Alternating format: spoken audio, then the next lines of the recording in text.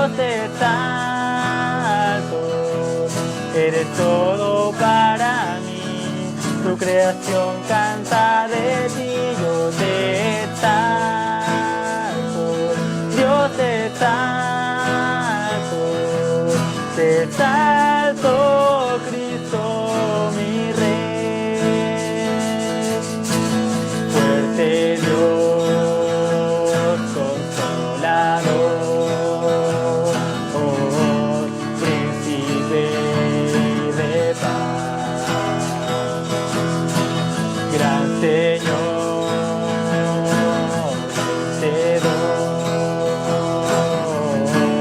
siempre vives y siempre reinarás. Yo te exalto, Dios es alto, eres todo para mí, tu creación canta de ti, yo te exalto. Dios es alto, Cristo mi Rey. Yo te exalto, Dios es alto, eres todo para mí, tu creación canta de ti, yo te exalto. Dios es alto, Cristo mi Rey. Te exalto, Cristo mi Rey. Te exalto, Cristo mi Rey. Hola a todos, ¿cómo están? Sean muy bienvenidos a un nuevo miércoles de estudio bíblico donde estamos viendo lo que es la serie Miembros de una Iglesia Local, donde estamos hablando la importancia de la iglesia y la importancia del cómo es que tú, siendo creyente, debes involucrarte en una iglesia bíblica local. Agradecemos a cada uno de los que están desde ya conectados con nosotros. Un saludo a todos, a todos aquellos que han decidido apartar de su tiempo para poder acompañarnos y juntos poder estudiar de la palabra del Señor. Así que nuevamente sean todos muy bienvenidos.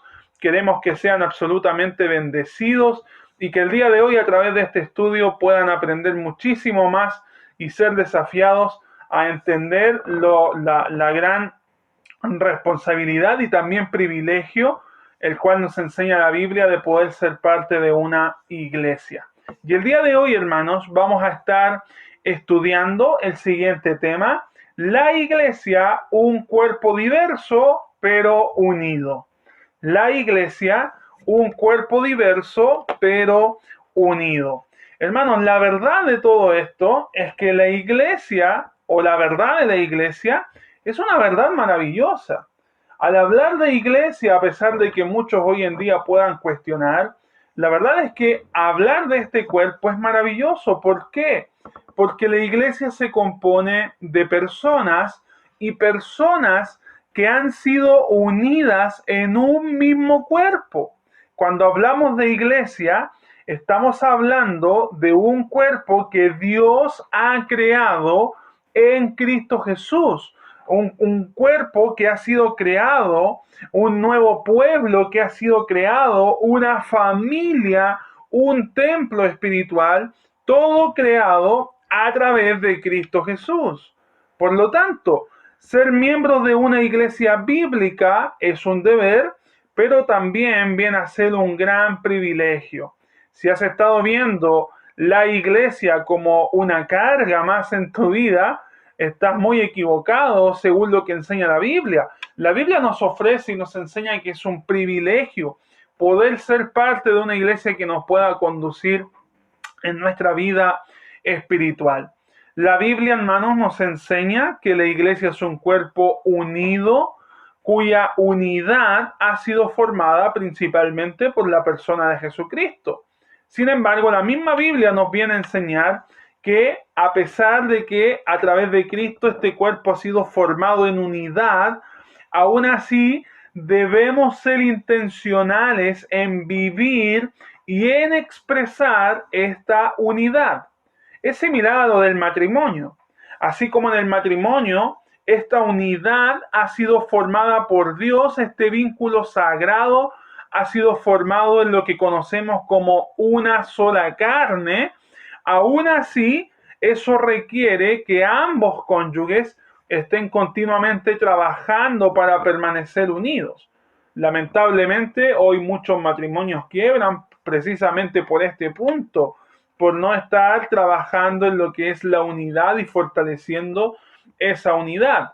Y en el mismo sentido, la iglesia ha sido formada en un solo cuerpo para permanecer unida, pero a la misma vez es responsabilidad de la misma iglesia poder vivir de manera concreta esa unidad.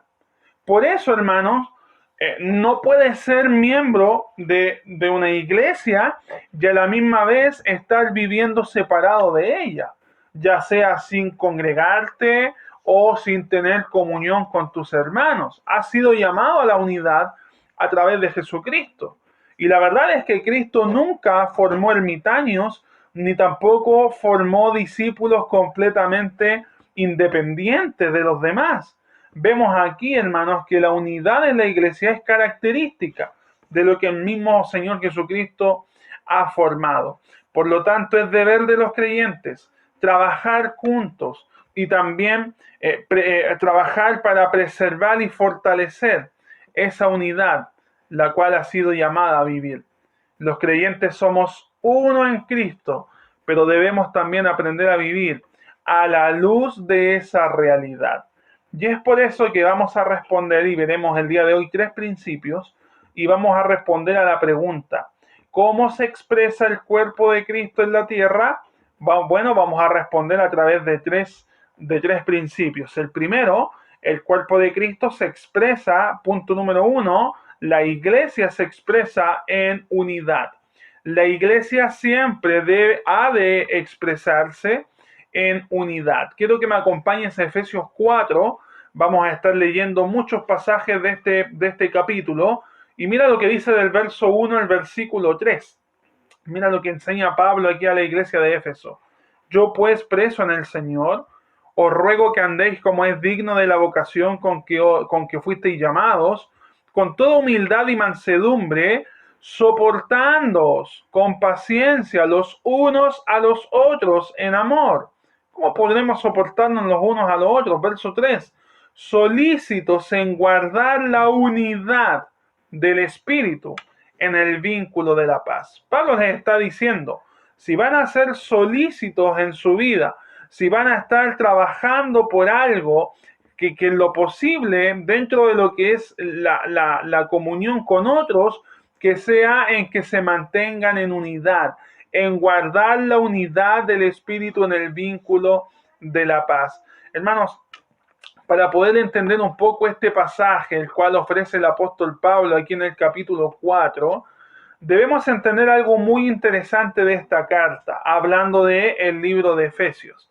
Y algo interesante es que Pablo viene enseñando, mucho más atrás, verdades muy profundas, verdades tan profundas que al conocerlas deben causar un intenso quebrantamiento en las personas, un quebrantamiento que finalmente les conduzca a la humildad.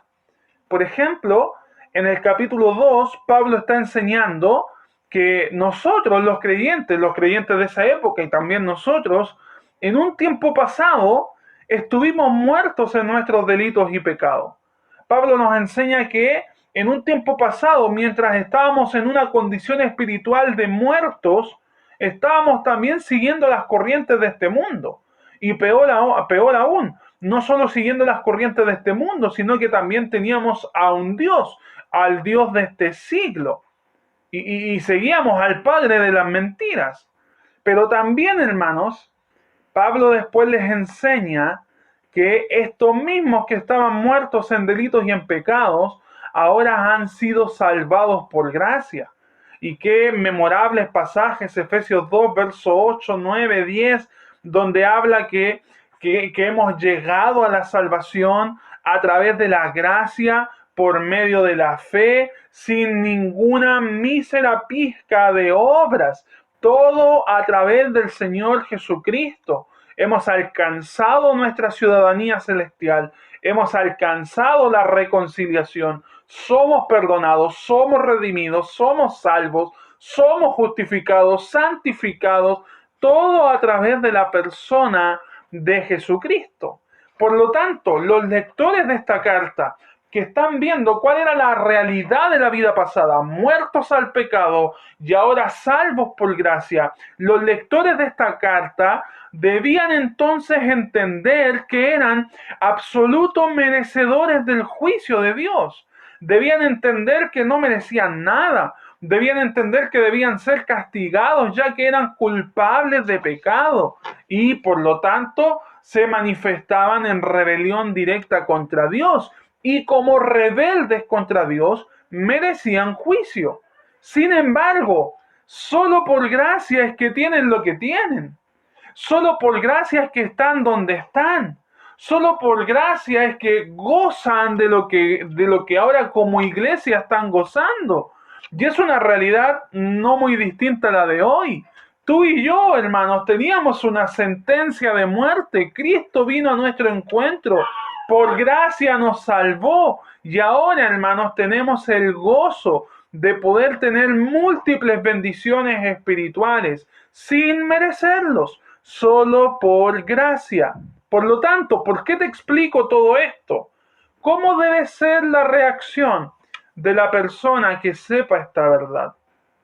¿Cómo debe ser la reacción del grupo de personas que comparten esta misma verdad?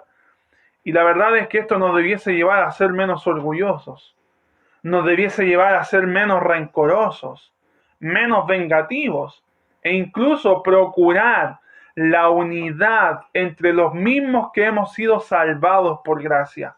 Procurar la unidad entre los mismos que hemos experimentado la misma caridad de vida. Una caridad en condición de muerte a una caridad en condición de vida. Hermanos, el pecado de orgullo, el pecado del egoísmo nos lleva a creer que somos merecedores.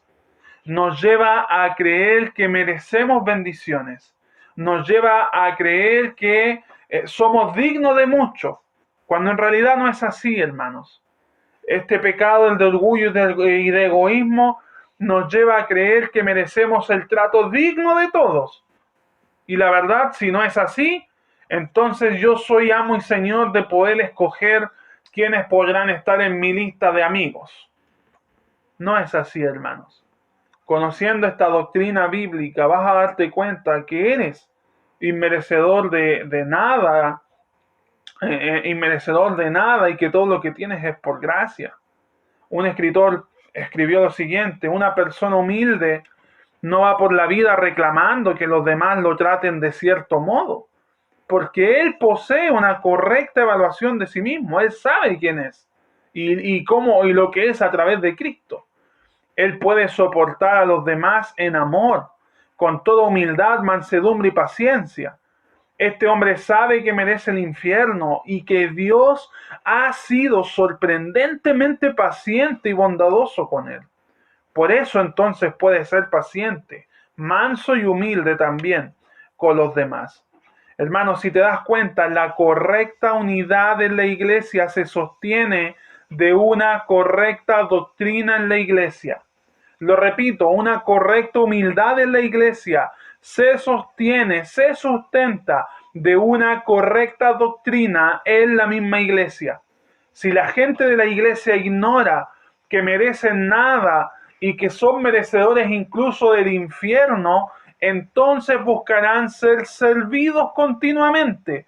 Pero si tienen una clara conciencia de dónde los ha salvado esa gran y preciosa sangre, por tanto, la humildad y la humillación será su forma de vivir. Y una persona completamente humilde y con humillación continua, tal como lo fue en su Señor Jesucristo, Será una persona que trabajará por la unidad. Será una persona que estará dispuesta a amar con el fin de preservar esta unidad. Debemos entender quiénes somos y lo que Dios finalmente ha hecho con nosotros, y así entonces vivir en consecuencia. Debemos entender que al entender esta verdad, el resultado será la unidad práctica en la iglesia. ¿Sabes qué? A veces delegamos esto en los pastores. A veces delegamos esto en los líderes. Y pensamos que cuando hay algún problema de rivalidad en la iglesia, toda culpa es de los líderes. Pero no son los pastores los que tienen la completa responsabilidad de proteger la unidad en el cuerpo de Cristo. La verdad es que esta responsabilidad les pertenece a todos y a cada uno de los miembros que componen una iglesia. Hermanos, somos un cuerpo unido, compartimos las mismas bendiciones. Y por el hecho de compartir las mismas bendiciones, debemos entonces vivir a la luz de esa realidad. Ahí mismo en Efesios 4, del verso 4 al 6, nos habla de esta verdad. Somos un cuerpo y un espíritu, como también llamados, como fuisteis también llamados en una misma esperanza de vuestra vocación. Un Señor, una fe, un bautismo, un Dios y Padre de todos, el cual es sobre todos y por todos y en todos. La Biblia nos dice, somos un cuerpo y a través de un mismo espíritu fuimos llamados a una misma esperanza. La Biblia nos sigue diciendo, tenemos un Señor por medio del cual llegamos a través de una misma fe, gozamos de un mismo bautismo, todos fuimos insertados en Cristo, todos fuimos sumergidos en Cristo, un mismo bautismo, todos tenemos un mismo Dios, compartimos al mismo Padre, por lo tanto es un Padre. Hermanos, tenemos muchas cosas en común, y si tenemos muchas cosas en común, cuán irrazonable es que el cuerpo viva en desunión. Cuán irrazonable es que el cuerpo no viva en unidad, teniendo todo en común. El cuerpo de Cristo, la iglesia, se expresa y se caracteriza, principio número 1, viviendo en unidad. Principio número 2, ¿cómo se expresa el cuerpo de Cristo en la tierra? La iglesia también se expresa en diversidad. Se expresa en diversidad. Mira lo que dice Efesios 4, versículo 7. Efesios 4, versículo 7. Pero a cada uno de nosotros fue dada la gracia conforme a la medida del don de Cristo. A cada uno de nosotros le fue dado algo conforme al don de Cristo.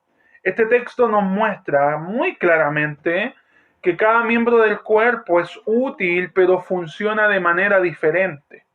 Que cada miembro del cuerpo es muy importante dentro del mismo cuerpo, pero funciona de forma diferente. Y eso remarca que en una iglesia hay diversidad y debe existir la diversidad para la edificación del cuerpo.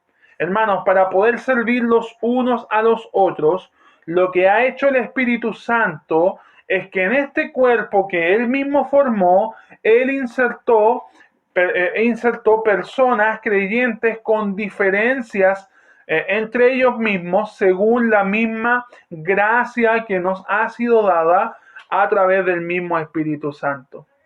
Hermanos, ¿en qué sentido? ¿Cómo poder detallar un poco más esto? Un ojo no puede convertirse en nariz. ¿Por qué? Porque el ojo no fue diseñado para respirar, sino para ver. De la misma manera, cada creyente debe aceptar con gozo el lugar y la función que Cristo le asignó para poder servir en la iglesia. Por lo tanto, hermanos, aceptar la diversidad en la iglesia es aceptar el lugar en donde donde Cristo nos ha insertado en su propio cuerpo y a través de aquel lugar servirle con toda pasión. Y a través de aquel lugar en el cual Él me ha dejado poder vivir y servir para Él. Hermano, Pablo nos muestra, quien es el escritor de esta carta, que Dios es quien usa la diversidad en la iglesia. Dios es quien usa la diversidad de personas en la iglesia para que a través de ella la totalidad del cuerpo finalmente sea edificada. Por ejemplo, en Efesios 4, versículos 11 y 12, vemos cómo Dios usó a distintos personajes para que finalmente toda la iglesia sea edificada. Mira lo que dice Efesios 4 del 11 al 12, y él mismo constituyó a unos apóstoles, a otros profetas, a otros evangelistas, a otros pastores y maestros. Verso 12, ¿con qué fin? Si te das cuenta, el verso 11, a unos los designó de esta manera, a otros de otra manera, a otros de otra manera, pero ¿con qué fin? Verso 12, a fin de perfeccionar a los santos, edificación para todo el cuerpo, a fin de perfeccionar a los santos para la obra del ministerio, para la edificación del cuerpo de Cristo. Dios asigna, Dios establece en lugares, en la posición del cuerpo como Él determinó, pero con el fin de bendecir al cuerpo en su totalidad. No vamos a discutir mucho de estos ministerios, pero algo que sabemos, por ejemplo, el ministerio apostólico, los apóstoles eran el grupo que tenía la labor de poder revelar a la iglesia la voluntad permanente del Señor Jesucristo para la misma iglesia. Los profetas eran aquellos que traían revelaciones espontáneas del Espíritu Santo, pero esto fue solo durante el tiempo en que el Nuevo Testamento aún no estaba completado y los creyentes no tenían acceso a toda la revelación apostólica. Por lo tanto, era necesario para el comienzo, para el nacimiento de la iglesia, contar con apóstoles y profetas para comenzar a levantar ese fundamento. Como dice el mismo libro de Efesios 2:20, nos enseña que nosotros edificamos, la iglesia edifica sobre el fundamento de apóstoles y profetas, pero ningún edificio, ninguna construcción puede edificar más de dos fundamentos o más fundamentos. O sea, primeramente el fundamento y luego la iglesia edifica. Por lo tanto, creemos que el ministerio apostólico y profético fue un ministerio muy útil, muy necesario, pero para el periodo inicial de la iglesia, y por lo tanto son ministerios que al día de hoy no están activos, ya que tenemos la profecía en su totalidad en nuestras manos. Tenemos la palabra profética más segura a la cual podemos estar atentos como antorcha, tal como dice el apóstol Pedro. Por lo tanto, confiamos en la revelación de Dios, la cual decidió dejarnos escrita a través de los apóstoles, a través de los profetas. También vemos el ministerio de evangelistas, quienes eran aquellos que quizás tenían un don especial para poder compartir el evangelio, para poder transmitir el evangelio, pero que esto no nos haga olvidar que el ministerio evangelístico no le pertenece solo a evangelistas, sino que es el deber de la iglesia y que todos tenemos el llamado a compartir nuestra fe. Todos tenemos el llamado a entregar las buenas nuevas del Señor Jesucristo. Segunda de Corintios 5:19 nos enseña muy claro que se nos ha dado el ministerio de la reconciliación, que así como nosotros fuimos reconciliados con Dios a través de Cristo, ahora a nosotros se nos ha delegado de compartir el mensaje de la reconciliación como si Dios estuviese rogando por medio de nosotros para que el mundo pueda reconciliarse con Él. Y finalmente vemos otro ministerio como el de los pastores y maestros, cuyo ministerio principal es establecerse en una iglesia local para poder apacentar, guiar, para poder estar ahí a tiempo completo con la grey de Dios, principalmente ayudándole a través del consejo de la palabra de Dios. Por lo tanto, hermanos, el ministerio pastoral tiene la responsabilidad de equipar para que el cuerpo haga la obra. Tiene la responsabilidad de equipar a los santos, de preparar a los santos, de preparar al cuerpo de Cristo, a cada miembro de la iglesia, para que finalmente ellos sean quienes hagan la obra. Por lo tanto, la unidad de la iglesia es deber del cuerpo. El ministerio pastoral, el ministerio de enseñanza lo enseña, lo transmite, pero finalmente debe ser practicado por el cuerpo en su totalidad. Es deber del cuerpo. En el versículo 12 la Biblia lo dice muy claro, a fin de perfeccionar a los santos para la obra. Los santos son quienes hacen la obra. Si tú eres parte de una iglesia, déjame decirte, tú eres parte de aquellos que deben hacer la obra en la iglesia. Eres parte de aquellos que deben estar remando para que la barca pueda seguir avanzando. Tú eres parte de aquellos que deben hacer la obra. Tú eres parte de aquellos que terminarán siendo edificados porque eres parte del cuerpo de Cristo. De esa manera, los pastores tenemos la labor de equipar a los hermanos para que ellos sean más efectivos sirviendo a los demás en la iglesia. Hermanos, les equipamos, les ayudamos para que ellos con toda eficacia y efectividad puedan servir conforme a los dones que Dios ha dado a cada uno. El apóstol Pedro enseña en 1 de Pedro 4, verso 10, cada uno según el don que ha recibido, ministrelo a los otros, póngalo al servicio de Dios, póngalo a trabajar a los demás como buenos administradores de la multiforme gracia de Dios. La diversidad en la iglesia no nos lleva a exclusión, nos lleva a un trabajo en unidad.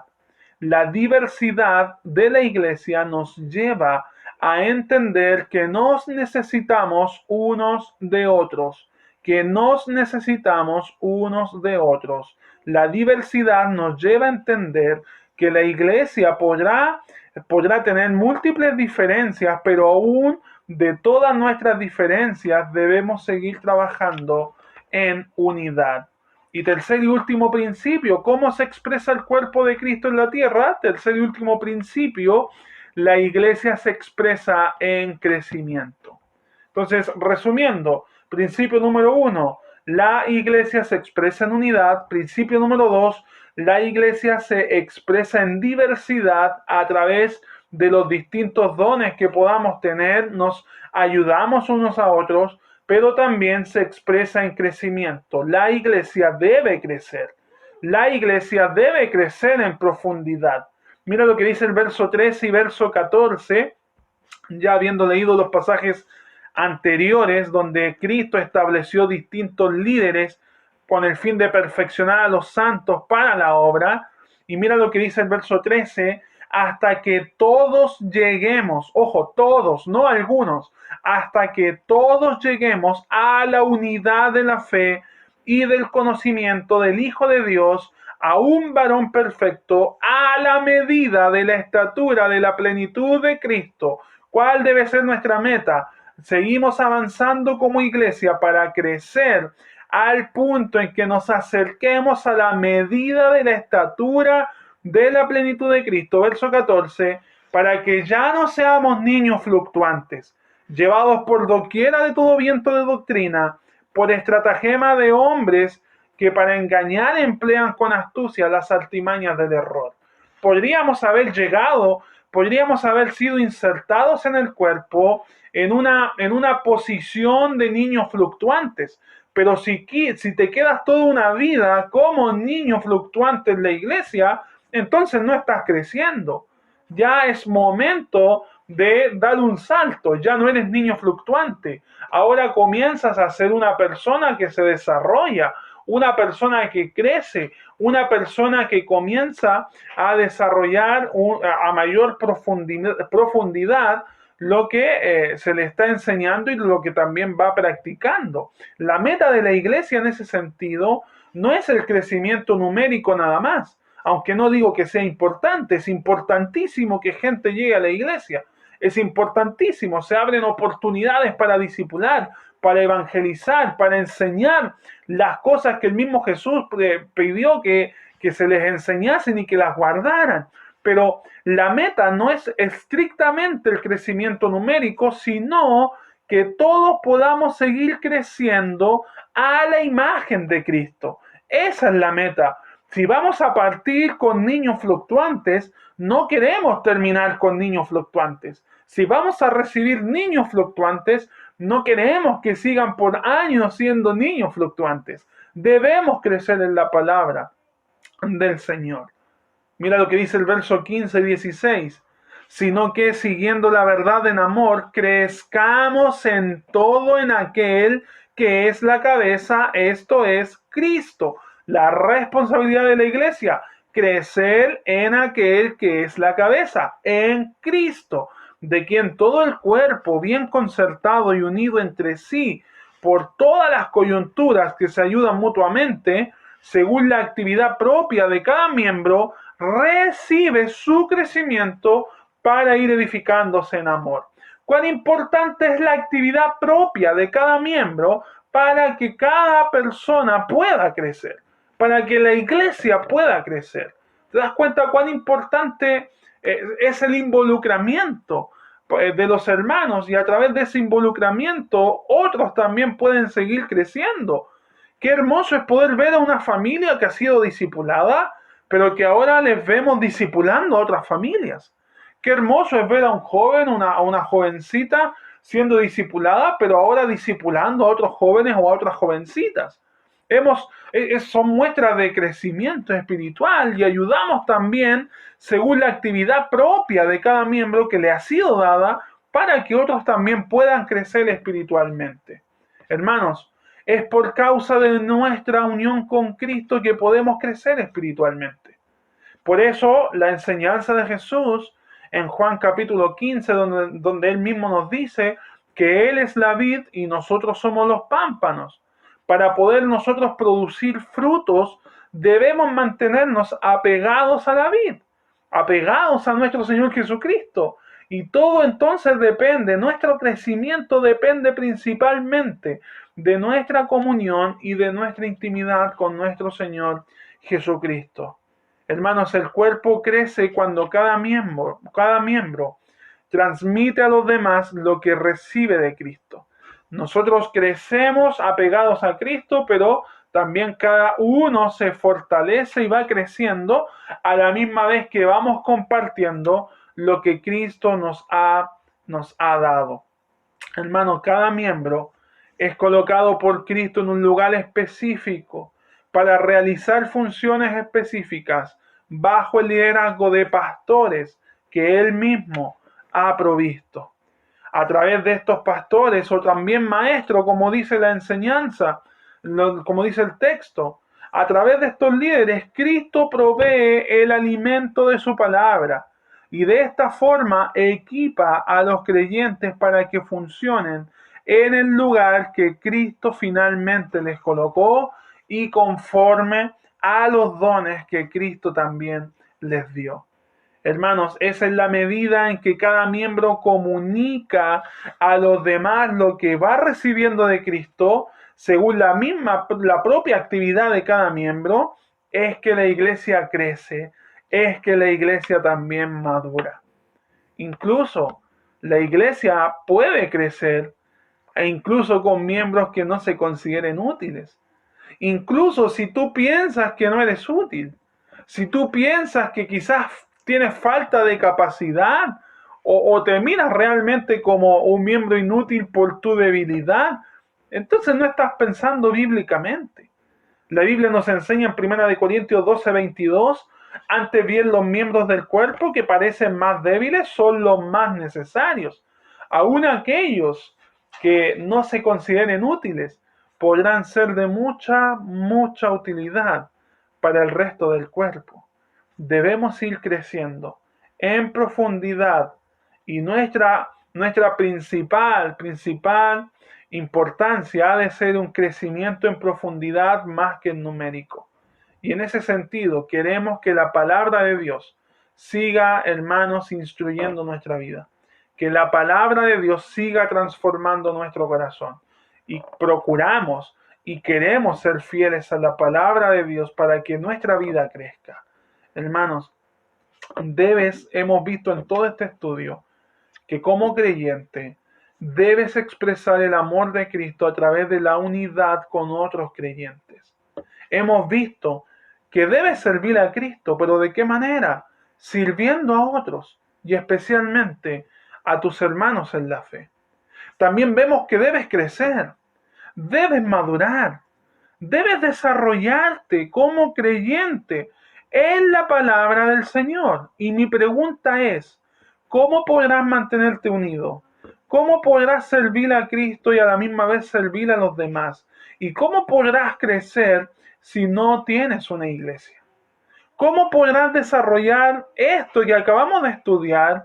¿Cómo lo harás si no estás en una iglesia? O si no has considerado la iglesia como el lugar que Cristo formó para que finalmente desarrollen lo que hoy hemos estado viendo.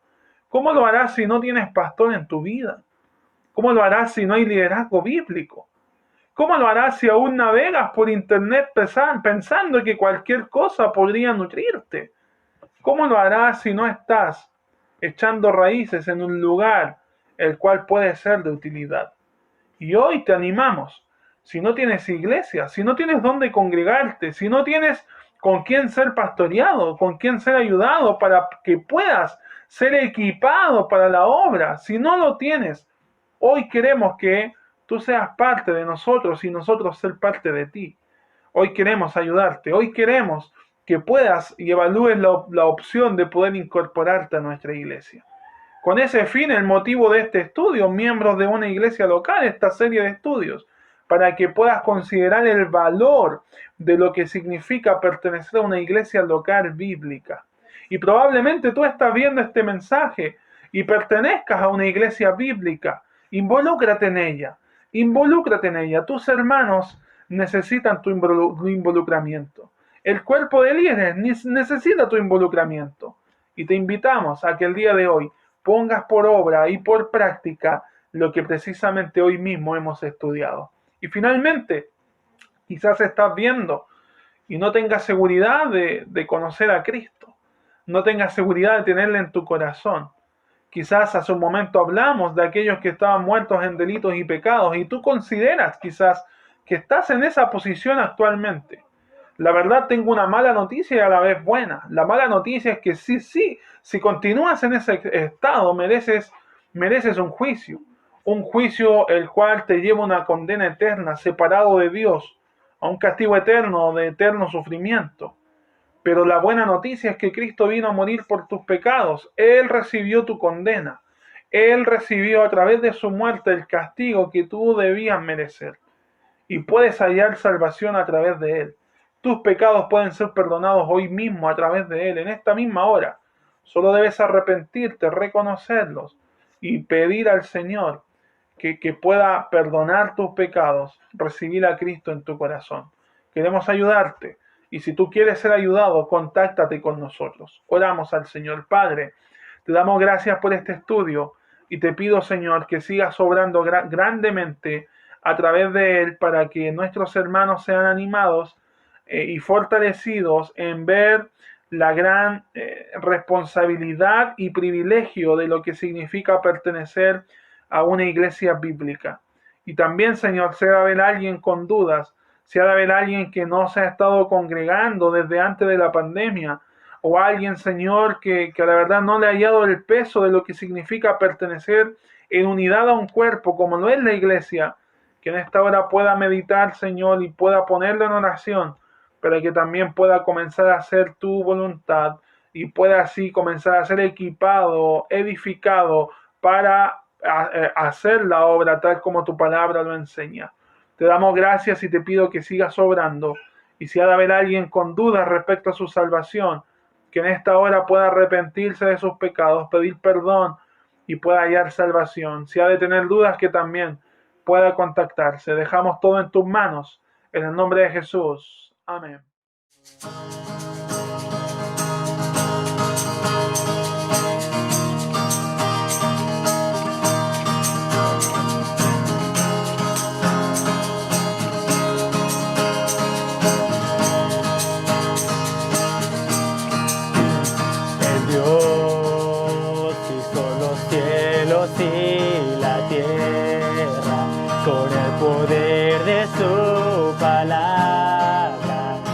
reina con autoridad.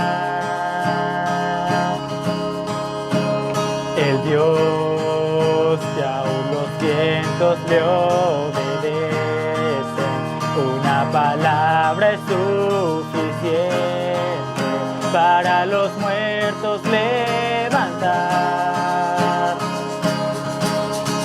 Nadie es como Él, oh gran yo soy.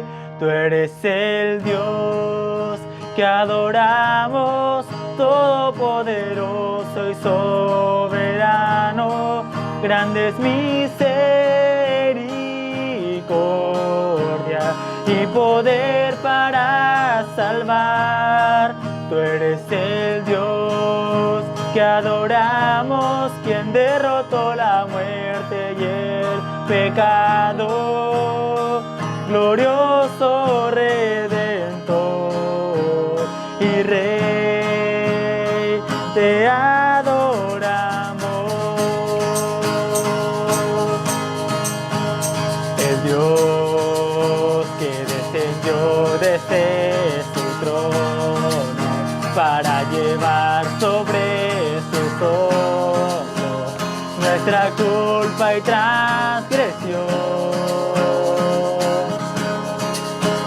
Jesús exaltado sobre todo, nombre sobre todo nombre, solo en Él hay salvación. Nadie es como Él, oh gran yo soy. Tú eres el Dios que adoramos, todopoderoso y soberano. Grande misericordia y poder para salvar. Tú eres el Dios que adoramos, quien derrotó la muerte y el pecado. Glorioso Redentor y Rey, te adoramos.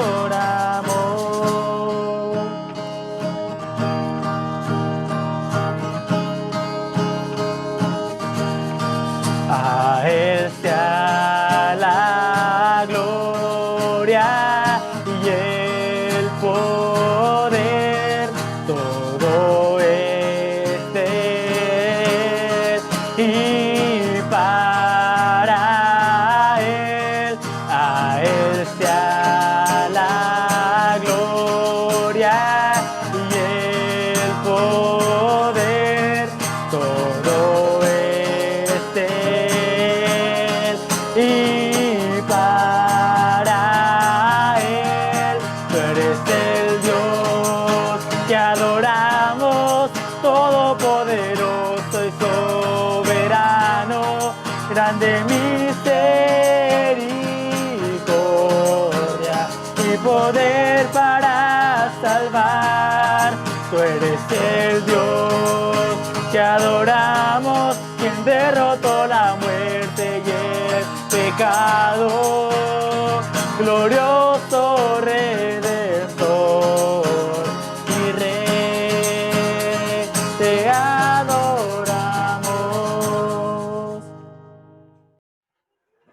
Bien, hermanos, hemos terminado entonces nuestra reunión. Quisiera agradecer a todos los que se han conectado. Espero que haya sido de muchísima bendición y nos estaremos viendo entonces en una nueva oportunidad.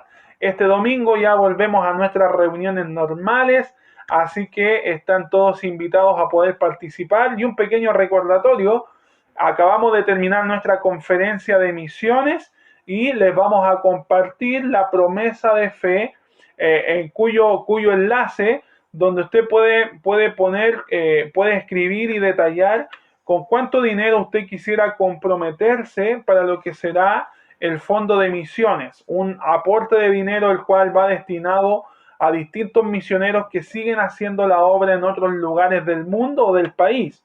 Entonces, si usted quisiera ser parte de misiones Hermano, cualquier monte que usted considere dar, 1.000 pesos, 2.000, 3.000, 5.000, lo que usted considere dar quizás de forma semanal, mensual o quincenal, usted lo puede ahí dejar en la promesa de fe. No pedimos nombre, no pedimos datos ninguno. Es más, no sabemos quiénes son los que han escrito sus promesas de fe, pero sí las necesitamos tener para nosotros poder cuadrar los dineros y ver si podemos aceptar más proyectos también y poder de esta manera seguir apoyando con el avance del Evangelio.